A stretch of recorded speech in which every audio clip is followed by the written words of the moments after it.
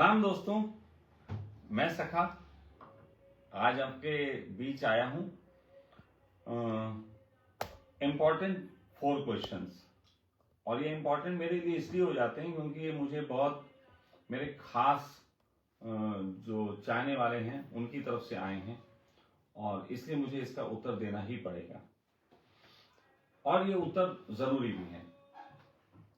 सबसे पहले मुझे पूछा गया है कि सखा जी, आपने इतने नियम बनाए हैं निशुल्क वालों के लिए, इसकी क्यों जरूरत पड़ी?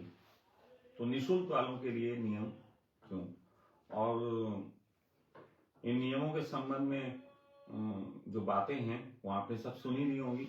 अगर आपने नहीं सुनी है तो आपको इसी में एक नीचे वीडियो डाला जा रहा है जिसमें हमने आश्रम में ओशो कुंभ के दौरान निशुल्क आने वाले साधकों के लिए कुछ नियम बताए।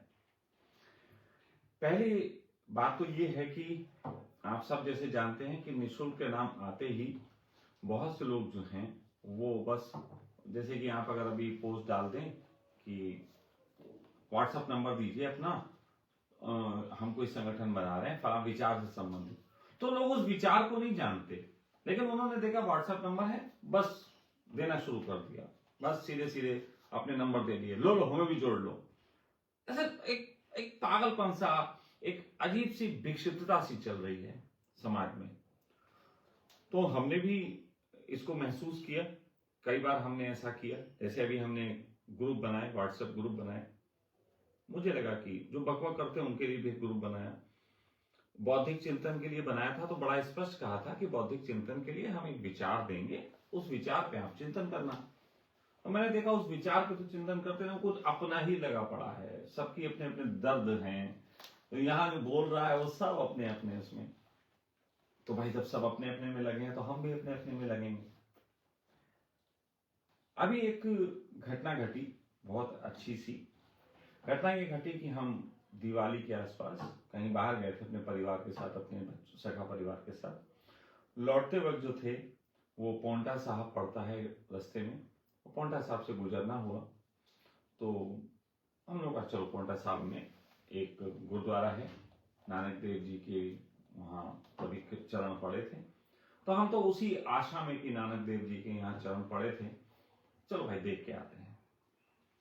देखने गए तो वो एक बिल्कुल साधारण से गुरुद्वारे की तरह ही नजर आया। वो भी शायद समय के साथ व्यवस्थागत या सबके लिए हृदय खोल देने की वजह से ऐसा हुआ होगा, मुझे नहीं पता। लेकिन रास्ते में एक चिंतन जरूर हमारा हुआ।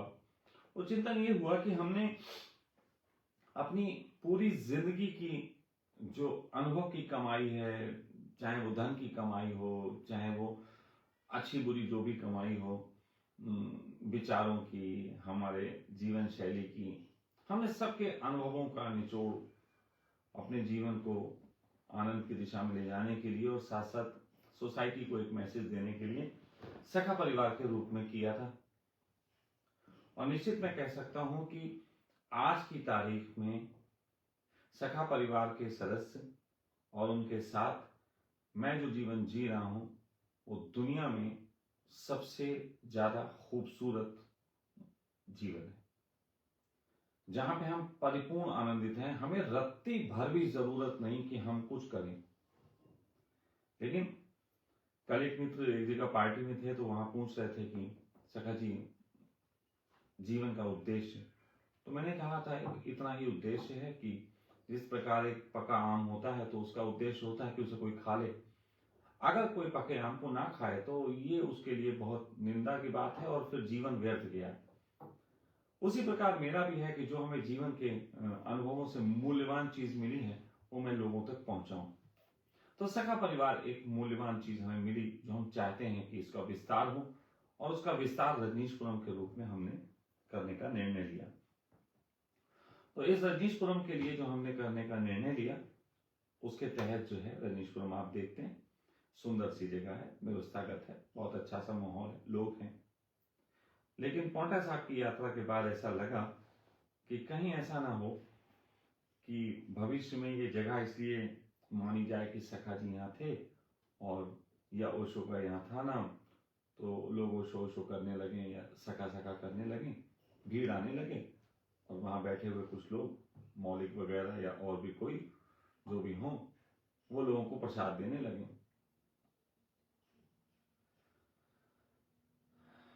ऐसी नहीं थी चाह, कहाँ आ गया हूं मैं, तो ये सोच के मैं खुश नहीं होता।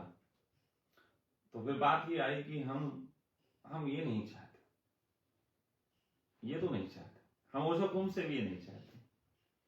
हम ये तो चाहते हैं कि इस विचार का संदेश फैले और हर शहर में एक रजनीशपुरम बने, लोग बनाए, लोग वहां आनंदित हों। कोई जरूरी है मेरे पास आनंदित हो, आनंदित हो यार, कहीं आनंदित हो।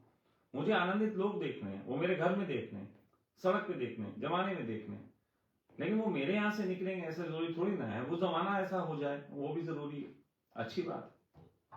तो कुल मिला के हम तो एक संदेश देने का काम कर रहे हैं, लेकिन ये संदेश अगर हम मूर्ता की तरफ ले गए तो भटक जाएगा। तो इसलिए नियम बनाने पड़े कि कहीं ऐसा ना हो कि निःशुल्क के नाम पे कोई ऐसी भीड़ इकट्ठी हो जाए जो कि इन चीजों को ना समझती हो। तो उसमें जो नियम बनाए, उसमें पहली बात तो यही है कि हमें छटनी करनी थी। दूसरी चीज ये है कि कुछ उसमें ऐसी चीजें रखी जैसे कि आप ओशो की देशना या जो भी रजनीशपुरम के कार्य हैं उनसे संबंधित आपको पोस्टें करनी पड़ेंगी अगर निःशुल्क आते हैं। तो ये भी इसीलिए दिया गया, ये इसलिए दिया गया कि अगर आप वहां आ रहे हैं और जिस विचार के लिए आ रहे हैं, यदि आपको उस विचार को दुनिया को बताते डर लगता है तो क्या खाक यात्रा करेंगे, क्या खाक चलेंगे? ओशो तो आ गए यार, उनके साथ चलने के लिए कम से कम चिंगारी तो बनो।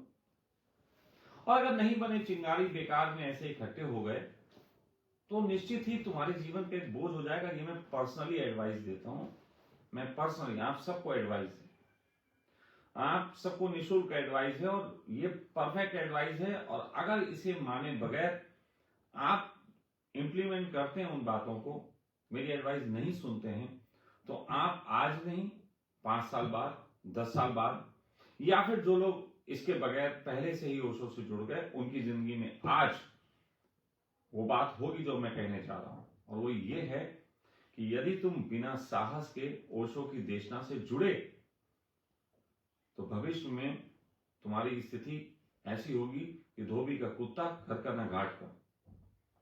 क्योंकि ओशो की देशना तुम्हें उस समाज में जीने नहीं देगी जो कि दो मुआ समाज है, और एक मुआ समाज कराने के लिए जो साहस चाहिए वो तुम्हारे पास होगा नहीं। तो ये दोहरी अवस्था हो जाती है। हम जमाने को बदल नहीं सकते, अपने परिवार को बदल नहीं सकते या अपने परिवार को छोड़ नहीं सकते, तो ऐसी स्थिति में साहस होता नहीं, और वो जो कर रहे हैं जैसे वो जी रहे हैं वैसे जिया जाता नहीं। तो धोबी का कुत्ता घर का ना घाट का। तो ओशो की देशना में जुड़ने के लिए, रजनीशपुरम से जुड़ने के लिए, मुझसे इस विषय पे धर्म के जगत के लिए अगर जुड़ते हैं तो आपके पास साहस होना चाहिए। और आपके पास एक पोस्ट डालने का साहस नहीं। जिस विचार के लिए आप आना चाहते हैं निःशुल्क, आपके पास पोस्ट डालने का साहस नहीं। सोचो आप क्या कर रहे हो, सोचो। पोस्ट नहीं डाल पाओगे जिस विचार पर तुम चल रहे हो, तो उस विचार को जीवन में कैसे उतारोगे? तो इसलिए ये नियम बनाया। ये नियम इसलिए बनाया कि लोगों को थोड़ा साहस सिखा सकूं। आखिर सखा हूं, सखा का मतलब ये नहीं केवल दोस्त, सखा का मतलब है कि गुरु, मित्र जैसा, मित्रवत गुरु। अभी कुछ लोगों को मैंने कहा कि मैं आपका सखा हूं, मैं ऐसी बात करता हूं, लेकिन आध्यात्मिक सखा हूं, मतलब मैं अध्यात्म के तहत आपका सखा हूं, व्यवहारिक तल पे नहीं। तो मैंने अभी कुछ लोगों से ऐसा कहा था, तो उनमें से एक व्यक्ति जो थे उन्होंने कहा कि भी रजनीशपुरम में आना, तो तब तक निःशुल्क वालों का विचार नहीं आया था, शुल्क वालों का ही विचार था। तो मैंने कहा कि शुल्क है, आप करा लीजिए रजिस्ट्रेशन। बोले आप कैसे सखा हैं, आप तो बिल्कुल सामान्य से व्यक्ति निकले, आप तो बिल्कुल बातें बड़ी बड़ी और नॉर्मल से व्यक्ति, आपने पैसे मांग लिए। तो भाई अगर सखा ही है, अगर तुम मेरे मित्र हो और मैं तुम्हारा मित्र हूं तुम्हारे अनुरूप, तो अगर मैं तुमसे पैसे मांग के मित्रता भंग कर रहा हूं तो तुम मेरे यहां हरामखोरी करके मित्रता भंग नहीं कर रहे। वो मित्रता भंग होती नहीं दिखाई देती। तो इस तरीके के भी लोग होते हैं, तो उनके लिए भी नियम बनाया। क्या गलत नियम है इसमें? फिर एक नियम ये भी बनाया कि आप वहां आ रहे हैं, साधना के लिए आ रहे हैं, आइए अपना अकेले रजिस्ट्रेशन कराइए। क्योंकि मैंने देखा, अनुभव किया कि लोग 4-4, 5-5, 10-10 के ग्रुप में आ जाते हैं और गुटबाजी चल रही, वो वहां पे एकांत को महसूस नहीं कर पाते। हमने जैसे कहा कि हम नहीं चाहते कि वहां पे फोकट का माहौल, एक अच्छा सा माहौल, वहां पे 100 लोग हों, 150 लोग हों, इनफ, हमारे लिए इनफ है। मेरा टारगेट है कि हम 150, 200, 250 लोगों तक बस वहां पे डेली रखेंगे, इससे ज्यादा नहीं रखेंगे। और वो टारगेट हमारा फुलफिल हो रहा है, बहुत अच्छे ढंग से हो रहा है। हम शुल्क लें ना लें, इससे कोई फर्क नहीं पड़ता, वो तो हमारा तैयार है। तो इस कंडीशन में हमें जो है मैसेज पे अपने बहुत ध्यान देना है कि हमारा मैसेज क्या है। तो ये नियम बनाया गया कि हम लोगों के लिए, निश्चित ही बहुत से लोग हैं जो निःशुल्क आते हैं और सच मानिए बहुत प्यारे लोग होते हैं। हमारे आश्रम में इस समय जितने बच्चे रह रहे हैं, 15-20 बच्चे, वो सब कोई पैसा नहीं देते। और कुछ लोग ये सोचेंगे कि 300 रुपए व्यवस्था रखी या जो भी रखी, कि 300 रुपए एक दिन के खर्चे ज्यादा हैं या कम हैं, तो अपनी अपनी होगी। तो आपको वो सिर्फ एक दिन का अपना 300 दिख रहा है, और वहां इतनी बड़ी व्यवस्था, इतने करोड़ रुपए लग गए, इतना सारा कुछ हो गया, वो आपको नहीं दिख रहा।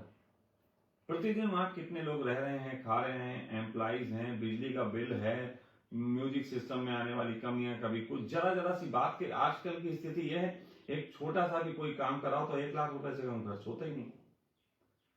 तो मैंने एक प्रयोग किया, मैं भी जानना चाह रहा, भाई आश्रम चला रहा हूं, आश्रम हिंदुस्तान में या तो निःशुल्क चलते हैं, या चंदे पे चलते हैं, या फिर इस तरीके के लोगों के कुछ ईगो सहला के और उनके पत्थर लगा के चलते हैं, या फिर ओशो ने जिस तरीके से धन की व्यवस्था की बात की उस तरीके से चलते हैं। और आश्रम में आप पैसा धर्म के लिए नहीं दे रहे हैं, सुविधाओं के लिए दे रहे हैं, ये भी आपको याद होना चाहिए। आपको आश्रम में पैसे की जरूरत सुविधा के लिए पड़ती है। आपको बिस्तर पैसे से मिलेगा, बिना पैसे के बिस्तर कहां से आता है, बिना पैसे के भोजन कहां मिलता है। और या फिर हम वही करें कि किन्हीं खास लोगों को हम जो है कहें कि वो चंदा दे दें, और चंदा देके उन्हें माथे पे बैठा लें, वो तो मेरे साथ चाय पिए क्योंकि उन्होंने चंदा दिया था, और बाकी लोग बैठे हुए बेचारे दीनहीन की तरह वहां पे तालियां बजाएं। तो मैं वो भी नहीं करता। मैंने कल चंदे के लिए भी चीज डाली थी, कुछ लोगों ने, मित्रों ने थोड़ा थोड़ा सहयोग भेजा, लेकिन एक भी आदमी ऐसा नहीं जिसका मैं ईगो सहलाऊंगा। ये काम मुझसे होता ही नहीं। और ये भी देखने की बात है, बहुत से लोग कहते हैं कि चंदा होना चाहिए। मुझे कई लोग सलाह दे रहे हैं, कैसा का जी, हम आपके शिविर में आए, आपकी निःशुल्क व्यवस्था थी, लेकिन मुझे लगा कि संदेश उससे गलत जाता है। अरे भाई, जिनको ये संदेश गलत लग रहा, वो निःशुल्क व्यवस्था क्यों उन्होंने की थी, और थोड़ा सा कान पकड़ के माफी मांग के उस निःशुल्क व्यवस्था के पैसे भेज दीजिए, शुल्क व्यवस्था हो जाएगी।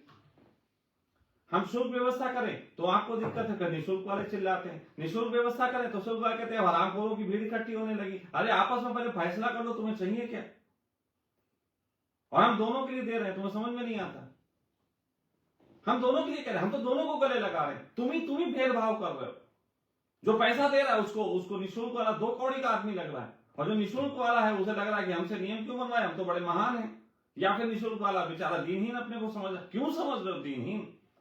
अगर तुम साधक हो, हमारे यहाँ एक साधक है लड़का, सिर्फ एक लड़का है जिसने आश्रम का वो उपयोग किया जिसके लिए आश्रम मैंने बनाया।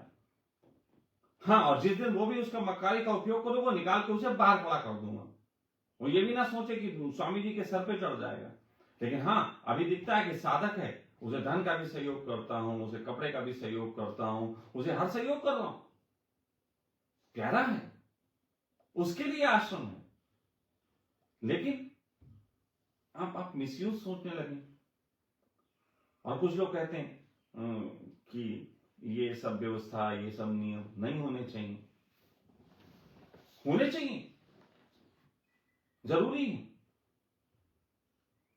तो मैंने जो चीजें रखी है ना, ये मैं मां के पेट से विचार लेके नहीं पैदा हुआ, और किताब पढ़ता नहीं हूं। ये जो भी नियम बने आपने सिखाए, आप सबकी हरकतों की वजह से नियम रखने पड़े। आ जाते हैं ग्रुप में, अजीब सी बातें हो रही हैं, ग्रुपबाजी चल रही है, वहां गुट बन जाते हैं। वहां मैंने नियम रखा कि नशा नहीं करने देंगे, तो अब कुछ लोग नहीं नशा ही करना है तभी रहेंगे। तुम नशा करोगे, तुम सारे 36 लोगों को नशे की बात करते रहोगे, तुम वहां किस लिए आ रहे हो? नशा तो तुम अपने जगत में कर ही रहे हो, वहां नशे करने की क्या जरूरत है? और तुम्हारे लिए हम नियम बनाए, तुम क्या करोगे? बस उपयोग करोगे। जगत के सारे नियम है। परमात्मा से शिकायत करो जाके कि तुमने नदी गहरी क्यों बना दी, उतनी क्यों नहीं बनाई जितने हम पार निकल जाते। परमात्मा से शिकायत करो तैरना नहीं आ रहा, तुमने डूबने का नियम क्यों बना दिया। परमात्मा से शिकायत करो पहाड़ से कूद के बीच में बोलो सॉरी, बोलो नीचे गिर के पैर न टूटे। तुम परमात्मा से शिकायत नहीं करते कि साला चूतिया हमें खाने की व्यवस्था करनी पड़ती, हमें ऐसा कुछ बना देते कि जिससे हमें खाना ना पड़ता। करो ना परमात्मा से शिकायत, कितनी करोगे? नियम ही नियम, तुम्हारे चारों तरफ नियम। संभोग तक साला ढंग से ना कर पाओ तो बच्चा नहीं पैदा होता, उसका भी नियम है। लेकिन तुम कहते हो कि नियम क्यों है? कुछ लोग, हाँ मुझे मालूम है, इसका सहारा लेके कुछ लोग जो बहुत दिनों से आस्तीन में छुपे हुए थे बेचारे, क्या कर रहे थे यार, क्या करे, सखा जी का विरोध कहां से करे, कहां से करे, कहां से करे। उनको मौका मिला है, अब कुत्तों की तरह निकलते हैं। अरे बेवकूफ, हमने तुम्हें बाहर निकालने के लिए ये डाला, तुम्हें पता ही नहीं है। हम ये 1 महीने बाद बताएंगे हमने क्यों किया। ये तुम ही लोगों को बाहर निकालने के लिए किया, तुम ही मेरे अच्छे प्रचारक हो। और 1 महीने बाद पूरी बात बताऊंगा, ज्योतिष शास्त्र के हिसाब से बताऊंगा कि क्यों मैंने किया था ये। तुम क्या समझते हो? इतने ज्यादा चालाक का मेरे को इल्जाम लगा तो मैं तुम लोगों के साथ चालाकी नहीं दिखाता हूं। तो ये नियम बनाए निश्चित ही। 3 और प्रश्न हैं, तो दूसरा प्रश्न लेते हैं। दूसरा प्रश्न है, सका जी भारत में कई आश्रम हैं, सदगुरु का हुआ, रामदेव का हुआ, रविशंकर का हुआ, या अन्य भी बहुत लोग हैं जो इस तरह से छोटी छोटी बातें नहीं बताते जैसे आप बताते हो, बल्कि अपने प्रचार को करते हैं और चुपचाप बैठ जाते हैं। जिन्हें आना हो वो आए, जिन्हें ना आना हो ना आए। तो वो लोग अगर ऐसा करके सफल हुए हैं तो आप ऐसा क्यों नहीं करते? प्लीज इसका जवाब जरूर दीजिएगा, हो सके तो जल्द दीजिएगा। हमारे बहुत खास मित्र हैं उनके, अब इतने खास हैं कि उनका नाम भी नहीं डालूंगा, क्योंकि हमारे खास मित्र जो हैं वो कहेंगे अरे सका जी हम तो आपसे व्यक्तिगत बात कर रहे थे, आपने तो वीडियो बना दिया। खैर, तो देखो मित्र, जो बाबा रामदेव करते हैं, जो सदगुरु करते हैं, जो सब करते हैं, ये बहुत अच्छे बिजनेसमैन हैं। असल में ये बिजनेसमैन है जिन्हें तुम कभी बिजनेसमैन नहीं बोल पाते। हमारे घर में भी बच्चे हैं और दिव्या बहुत अच्छी नॉलेज रखती है। दिव्या ने हमसे कहा कि अरे छोड़ो, नियम बना के छोड़ दो, जिसे आना हो ना आए ना आए। और best as a business best तरकीब है, अपनी बात को और उसके बाद जो आता है आए, ना आता है ना आए। Best business policy. लेकिन मैं बिजनेसमैन नहीं हूं, आई एम मैसेंजर। मेरा काम है मैसेज देना, मेरा काम है सिखाना कि तुम उलझे कहां हो, तुम धन में उलझो। तुम ये तो देखते हो कि एक गुरु जो कि धन लेता है गुरु नहीं हो सकता, लेकिन तुम ये नहीं देखते कि एक शिष्य जो कि पैसा नहीं देता वो शिष्य कैसे हो गया। सिर्फ गुरु की परीक्षा, शिष्य की कोई परीक्षा नहीं। शिष्य तो साला हराम खा में आया, गुरु तो ऐसा जैसे कि सुबह उठता है और बाहर निकलता है और बाहर एक झोली पड़ी होती है जिसमें अशर्फियां होती हैं और गुरु उसको बेच लेता है जाके और आश्रम चला लेता है। ये समझते हो तुम लोग? I am a messenger. मैं सिखाऊंगा तुम्हें, मैं बताऊंगा छोटी छोटी बातें। मैं आश्रम में रहता हूं तो ऐसा नहीं है, मैं मजदूरों को भी डांटता हूं, मैं वहां काम करने वाले कारीगरों को भी चिल्लाता हूं कि तुम लोग क्या कर रहे हो, तुम लोग अपने काम को ईमानदारी से नहीं करते और फिर तुम आगे बढ़ जाओगे। मैं वहां देखता हूं, लोग आते सुबह 8 बजे आएंगे, मजदूर 8 बज के 10 मिनट पे आएंगे, फिर लोग तो आराम आराम से कपड़े उतारेंगे। इतने इतने हल्के से कपड़े तो वो कभी जीवन में नहीं उतारते होंगे जितने वो सुबह आके उतारते हैं। और उसके बाद बड़े आराम आराम से जो है वो उनका मसाला बनता है। मसाला भी ऐसे बनता है जैसे कि वो आटा मार रहे हो बहुत बढ़िया से रोटी बनाने के लिए, बड़े प्रेम से। और उसके बाद तब तक जो है जो उनका मिस्त्री होता है वो बैठा रहता है, दूर से निहारता रहता है कि कितने घंटे हमने बर्बाद कर दिए। फिर उठता है आराम से, तब तक बज जाते हैं 9:30 10। फिर वो लगाना शुरू करता है 4 ईंटें। तो मैं ऐसे लोगों को सिखाता हूं, मैं कहता हूं जो व्यक्ति घड़ी देख के 5 बजे, मैं आप लिख लो, ये लॉ है और ये सब मजदूर भी सुने मेरी बात, जो व्यक्ति, जो मजदूर 5 बजे घड़ी देख के अपने मालिक का काम सौंप छोड़ देता है, वो जिंदगी भर मजदूर रहता है। ये लॉ है। प्रैक्टिकल होना सीखो। तुमने काम की जिम्मेदारी ली थी, तुम्हें वो तुम्हारा हित देख रहा था धन देके, तुम्हें उसका हित देखना चाहिए था। बात दोनों तरफ से चलती है। तो मैं सिखाता हूं उनको भी। मैं तो छोटी छोटी बातें हर एक को बताता हूं। मैं तो ध्यानी को, साधक आते हैं, मैं उन्हें बहुत छोटी छोटी बातें बताता हूं जो कोई नहीं बताता। सब ध्यान में, बस एक कैसेट लगाई शुरू हो गया। मैं छोटी छोटी बातें इंगित करता हूं, मैं उनके मन को तोड़ता हूं। और जिन्होंने मेरे शिविर किए हैं वो जानते हैं। अब लोग कहें कि हम ध्यान, अरे ध्यान के लिए तैयारी पहले कराई जाती। और क्या ध्यान, देखो तो 2-3 दिन में तुम बुद्ध बनने आते हो क्या? तो बात ऐसी है कि बिजनेस पॉइंट ऑफ व्यू से बहुत अच्छी बात है रविशंकर और सबकी, लेकिन एक मैसेंजर का काम अलग होता है। जीसस ऐसा कर सकते थे कि उन्होंने कहा जो भाई जो है आए, घंटा बजाए, उसके लिए हमारा चर्च खुला है, हमें भाई किसी को देके ताज नहीं पहनना, कांटों का ताज पहनने की कोई जरूरत नहीं। जीसस भी ऐसा कर सकते थे, लेकिन जीसस तो चढ़ गए सूली। आज उनके बाद जो है घंटा बज रहा, कोई तुम्हें जागने के लिए बात नहीं कह रहा, और तुम सोच रहे हो कि बड़ा महान। ओशो पूरी जिंदगी इसी जगाने का प्रयास करते रहे। ये बात अलग था कि मॉडर्न युग था, उन्होंने लोगों का इस्तेमाल किया, उनके धन का इस्तेमाल किया एक नए तरीके के मैसेज देने के लिए, एक रईस बाबा का मैसेज देने के लिए। और उनके सन्यासी अगर 4 पैसे कोई कमा ले, मैंने जाने कितने ऐसे ओशो सन्यासियों को जानता हूं। मैं तो सन्यासी कहते शर्म महसूस करता हूं ऐसे लोगों को, जो कि उन्होंने कहा बाबा रामदेव ने जो इतने करोड़ रुपए कमा लिए, बाबा रामदेव को बाबा नहीं बोलते हैं, वो कहते बिजनेसमैन है। अब तुम्हें ओशो नहीं दिखाई देते? ओशो ने तो ये सिखाया था कि धन को बीच में लाते ही क्यों,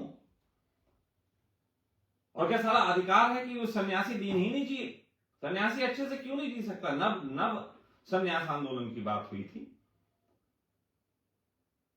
तो ये जो चीजें हैं, धंधा तो वो कर रहे हैं जो जगाने का काम नहीं कर रहे। जो व्यक्ति जगाने का काम कर रहा है, मुझे आश्रम चलाने में इतना शौक नहीं है, मैं तो सूली की तैयारी कर रहा हूं। तुम लोगों की मेहरबानी रही तो लग जाएगी एक दिन। और यही मैसेज है मेरा कि अगर सत्य की राह पे चलते हुए एक दिन सूली भी लग जाए तो छोड़ने योग्य नहीं है ये राह। और मरते मरते लोगों को मैसेज देके जाना है कि तुम भी मत छोड़ना। और अगर सही से उपयोग करो, क्योंकि बुद्धि में तो दी है ना, सही से उपयोग करो तो अपने सत्य के साथ साथ आप अपने जीवन को भी आनंदित बना सकते हो।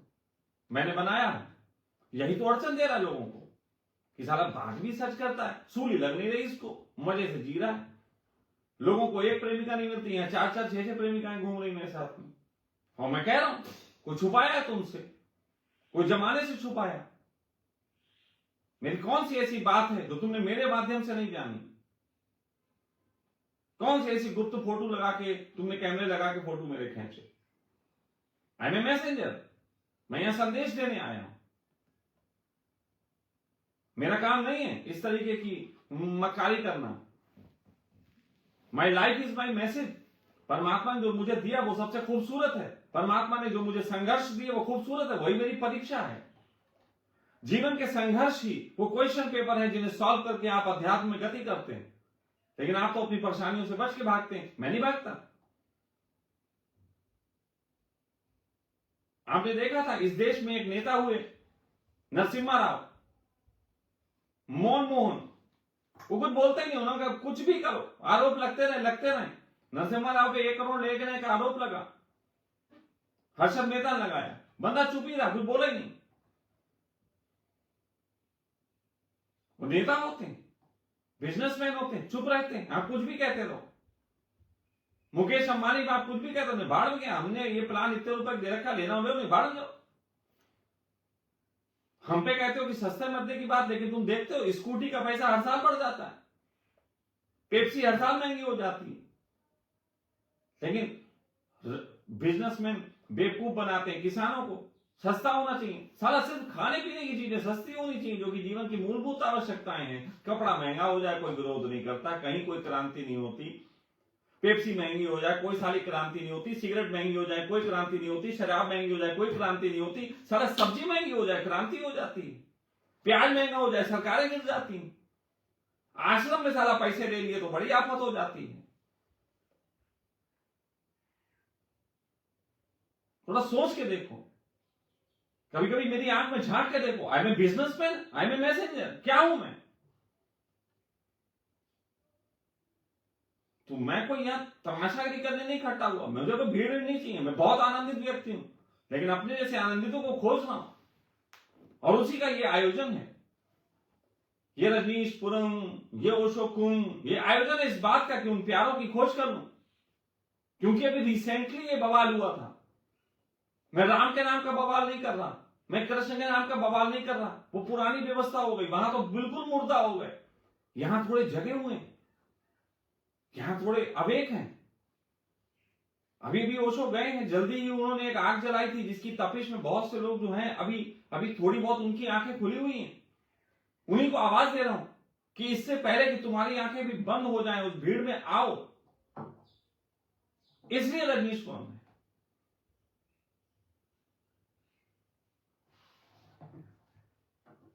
तो तीसरा प्रश्न है, आपने निशुल्क वालों के लिए सोशल मीडिया पर पोस्ट का प्रचार करने वाला क्यों नियम बनाया? मैं इसकी जवाब मैं भी दे दिया हूं बातों में, ये इसलिए बनाया था, मुझसे गलतियां हो जाती हैं ऐसी। तीसरा प्रश्न था, पहले प्रश्न में ही उत्तर दे दिया। अब चौथा प्रश्न है, सखा जी आप पर बार बार ये आरोप लगता है कि ओशो के नाम का सहारा क्यों ले रहे हैं, आखिर छोड़ क्यों नहीं देते आप ओशो को, आप स्वयं में पूर्ण हैं। ये प्रश्न मेरा संदेह नहीं है, बल्कि मेरा आपके प्रति प्रेम ये कहता है कि आपने जब जब ओशो को हटाकर अपना काम किया तब तब आप ज्यादा सफल हुए, और ओशो का काम करने पर आपका विरोध बहुत अधिक हुआ। आपसे निवेदन है कि या तो आप मेरी बात मानकर ओशो को छोड़ दीजिए या फिर इस प्रश्न का विस्तार से उत्तर देकर मुझे संतुष्ट करिए। ये प्रश्न है, इसकी वजह से मुझे आज लाइव आना पड़ा, नहीं तो मैं कह चुका था मैं नहीं आऊंगा, लेकिन यार कोई वादा थोड़ी ना चलता है। कह दिया कृष्ण की तरह नहीं उठाऊंगा अपना सुदर्शन, नहीं लड़ूंगा लड़ाई, लेकिन साला अगर बात खराब होती दिखेगी तो बिल्कुल उठाएंगे। हमने कोई कौन सा साला कमिटमेंट साइन किया है, हमारी मौज। तो बात यह है, जो लोग ये कहते हैं कि मैं ओशो का सहारा लेके अपना काम कर रहा हूं, वो लोग मुझे ये बता दें क्या वो ओशो का सहारा लेके मुझे बदनाम नहीं कर रहे? वो ओशो का नाम लिए बगैर मेरे ऊपर ये आरोप लगाएं, करके दिखाओ। एक आदमी ऐसा कमेंट करके दिखाओ कि ओशो का नाम लिए बगैर, राम का नाम लिए बगैर, समाज का नाम लिए बगैर ये आरोप लगा के दिखाओ, संन्यास का नाम लिए बगैर आरोप लगा के दिखाओ। What is your identity? और तुम कहते हो ओशो का नाम लेके। भाई ओशो कौन? अरे कौन ओशो भाई? वो जो दाढ़ी वाला था, एक टोपी लगाता था हीरे की, वो ओशो?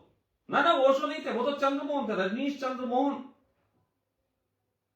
रजनीश चंद्र मोहन का मैंने कोई सहारा नहीं लिया और ना मुझे लेने की जरूरत है। ओशो तो एक ऐसा व्यक्ति जो कि अस्तित्व में लीन हो गया। उसने कहा था एक शरीर, एक विचार जो अस्तित्व में लीन हो गया, ऐसी चेतना को एक नाम दिया ओशो। हां उसका सहारा ले रहा हूं, लेकिन वो दिखती कहां है? दाढ़ी वाली दिखती है, टोपी वाली दिखती है। वो चेतना तो विचार है जो मेरे अंदर दिखती, मेरे विचारों में दिखती। उसका सहारा कैसा? वो उनके अंदर जितनी थी उतनी मेरे अंदर है और उतनी तुम्हारे अंदर है। अरे मूर्ख, तुम्हें याद नहीं आती? देखो झांक के अपने अंदर। और ये मत समझना कुछ लोग सहारा लेंगे, देखो देखो इनको क्रोध नहीं है भाई, मेरा बोलने का तरीका ऐसा है। और अगर तुम क्रोध की बात कह के मुझे बदनाम करते हो तो तुम क्रोध का सहारा ले रहे हो। सहारा तो किसी चीज का लोगे। ओशो जिस समय माइक पे बोलने शुरू किए उस समय एक आ गया था तुम जैसा गधा, तो क्या लगा, सनातन समय में तो कोई माइक पे नहीं बोलता था, आप पहले संत हैं जो माइक पे बोल रहे हैं। अब बताओ इस चूतिया को कौन समझाए कि माइक सहारा है, कि माइक जरूरत है समय की। अरे पहले प्राचीन समय में 10,000 लोग सुनने थोड़े ना बैठते थे जो माइक की जरूरत पड़े। ये कहने की बात है, बुद्ध के साथ 10,000 लोग चलते थे, वहां वो चलते होंगे लेकिन बुद्ध चुप रहते थे, वो बोलते थे थोड़े बहुत लोगों के बीच, वही लोग जाके आगे बात करते थे। इसीलिए श्रुति श्रुतियां इनकी बात चलती, श्रोता श्रुति श्रुतियां, कि बुद्ध ने उनसे थोड़े से लोगों से कहा वो श्रोता थे, फिर उन्होंने अपनी बात को थोड़ा और लगा के कहा वो श्रुति हो गई, फिर और दूर तक दूसरों ने बात की वो श्रुतियां, तो इसीलिए चला। सहारा तो लेना पड़ेगा, माइक का सहारा है।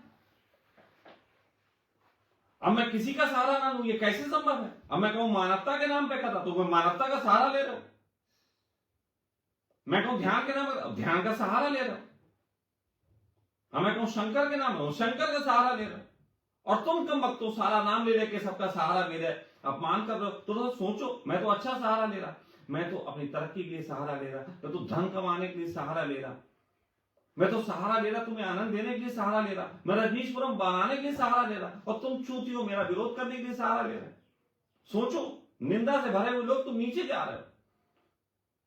और आज तुम्हें एक ऐसी बात बताता हूं जो तुम नहीं सोच सकते, और वो ये है, निंदा किसी भी आदमी की जितनी ज्यादा होगी उतनी उसको तरक्की कराएगी। ये एक लॉ है, एक रेमेडी है, ज्योतिष की रेमेडी है, कि जिस व्यक्ति की ज्यादा निंदा होती है उस व्यक्ति की संभावना तरक्की की बढ़ जाती है, क्योंकि निंदा करने वाले अपनी ऊर्जा से उसके अंदर जो निंदा का तत्व होता है उसे समाप्त करते हैं, और उसके बदले में सिर्फ अच्छा अच्छा वहां छोड़ देते हैं, जिसका प्रचार होना बिल्कुल जायज है और सही है।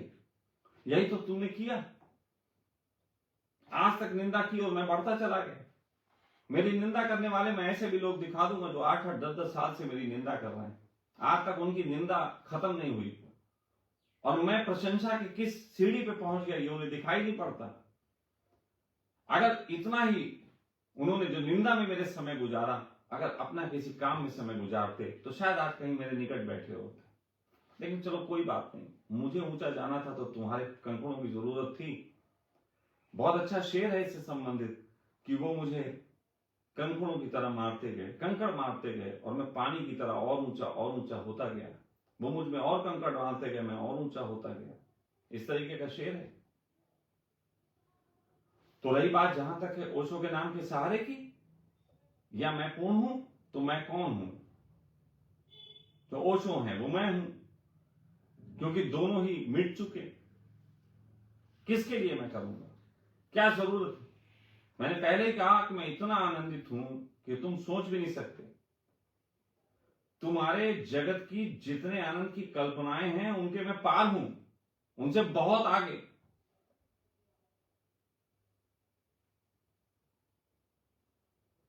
तुम अगर छोटे से खाने वाले हो तो मैं महाभोगी हूं, और मैं परम भोगी, बल्कि ब्रह्म भोगी।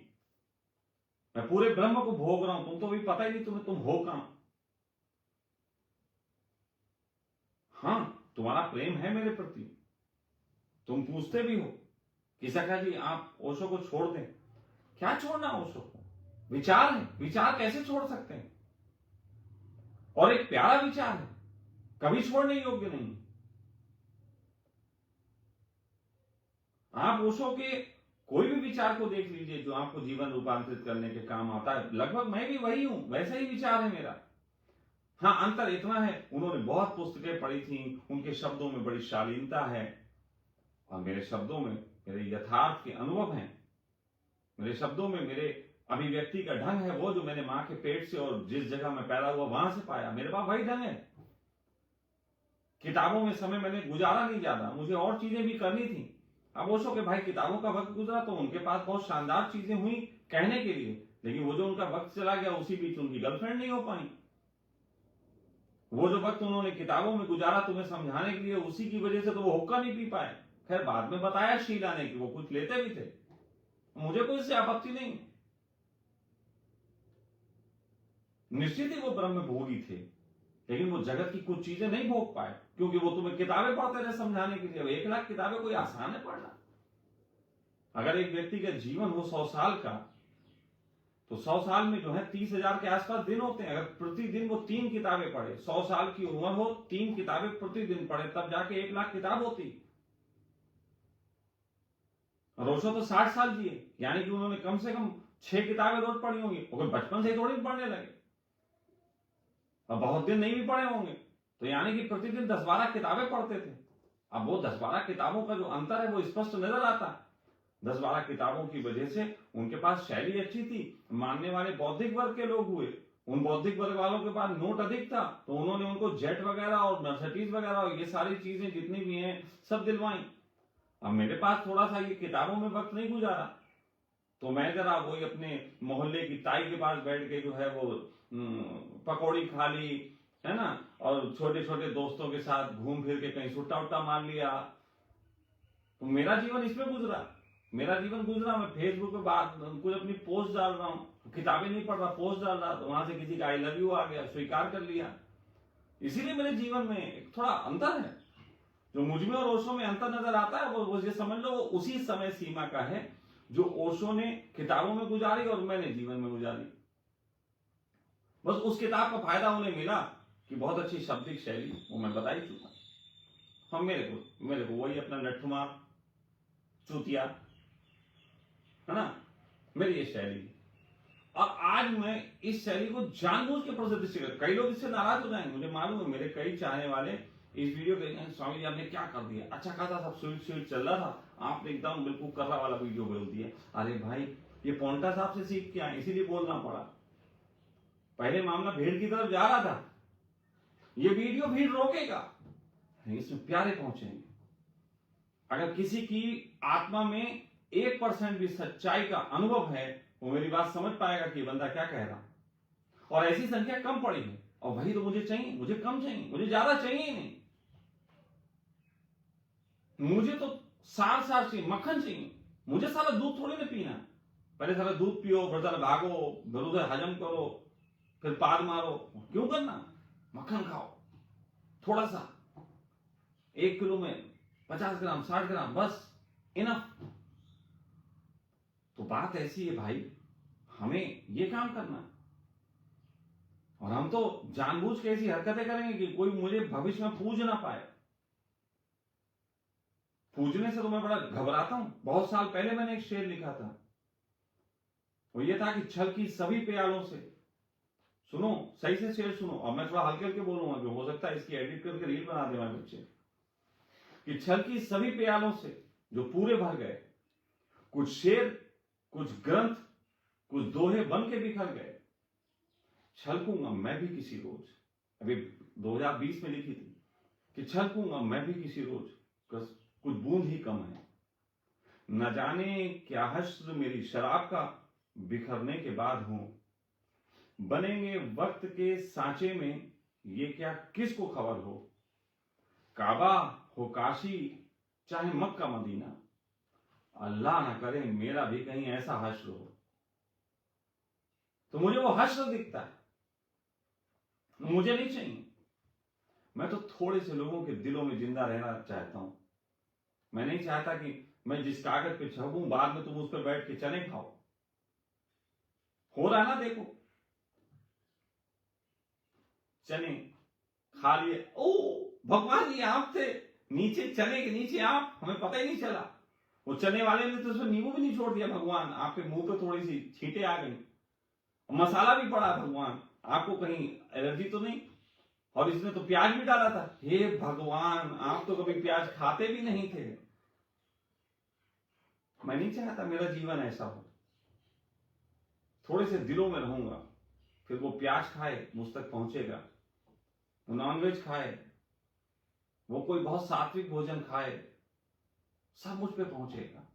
मैं लोगों के दिलों में जिंदा रहना चाहता हूं, और वो थोड़े से दिलों में ही रह पाऊंगा। मुझे जरूरत नहीं बहुत भीड़ की। और मैंने पिछले शिविर में भी कहा था, मुझे कोई इस प्रकार का भ्रम बिल्कुल नहीं है कि मैं पूरे जगत को बदल दूंगा। मुझे सिर्फ और सिर्फ जितने हिस्से में मैं रहता हूं वो मेरा परिवार सका हो, या चाहे मेरा रजनीशपुरम मैं बस उतने हिस्से को आनंदित रखना चाहता हूं। इसके लिए ये सारी व्यवस्थाएं कर रहा हूं, इसके लिए ये वीडियो बोल रहा हूं। मुझे मालूम है कि वीडियो उन लोगों तक पहुंचेगा जिनके हृदय में कंपन है और जिनकी मुझे जरूरत, और ये उन लोगों के दिमाग पे पहुंचेगा जिनकी मुझे जरूरत नहीं। बस वो कृपा करके गाली लिखना ना छोड़ें, गाली लिखते रहें, क्योंकि उनकी गालियों से मुझे बहुत बल मिलता है और वो बल तुम्हें मेरे काम में दिखाई देगा। वो बल तुम्हें मेरी आत्मा में, मेरी आंखों में, मेरी शैली में दिखाई देगा। ये मुझे विरोधियों से मिला है बल। परमात्मा ने मुझे बहुत सौम्यता के साथ पैदा किया था। एक छोटा सा बच्चा अबोध, कहते नहीं परमात्मा का रूप होता है, परमात्मा अपने ही रूप में पैदा होता है। तुम सब उसे सिखा के बनाते हो, लेकिन मैं चाहता हूं कि जिस प्रकार परमात्मा मुझे पैदा किया था, मैं अपने नारियल की सॉफ्टनेस के ऊपर एक ऐसा खोल चढ़ाऊं ताकि अंदर की सॉफ्टनेस को नुकसान न पहुंचे। और फिर जिस दिन परमात्मा के पास जाऊंगा, यही सिंबल है, नारियल चढ़ाना सिंबल है कि हे भगवान देख ले, ऊपर से मैं सख्त हूं लेकिन अंदर से मैं अभी भी कोमल बचा हुआ हूं। इस जगत में जो व्यक्ति परमात्मा के चरणों में अपने जीवन को चढ़ाना चाहता है, उसे अंदर की सॉफ्टनेस और ऊपर की शक्ति बनाई रखनी पड़ेगी, तभी वो परमात्मा तक उस नारियल को लेके पहुंच सकता है, जिसको चढ़ा के, जिसको फोड़ के अंत में वो परमात्मा को दिखाए कि देखो तुम्हारे लिए मैं क्या था। आज इतना।